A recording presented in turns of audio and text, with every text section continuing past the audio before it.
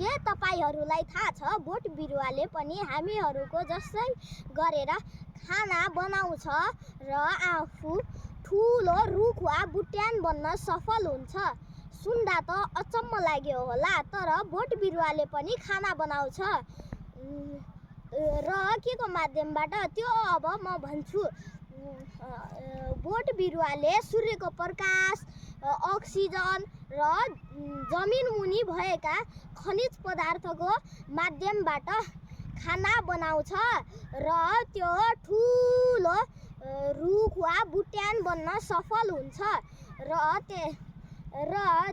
त्यसैले तपाईहरूलाई पनि थाहै छ होला, ठुलो रुख भएको ठाउँमा सानो बिरुवा भएपछि त्यो उम्रिन र त्यो विकसित हुनको लागि धेरै नै समय लाग्छ। र किन भनेपछि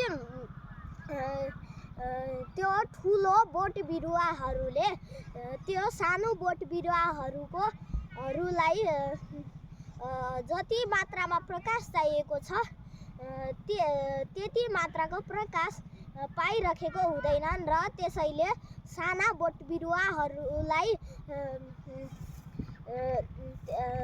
उम्रिन र विकसित हुन समय लाग्छ। धन्यवाद।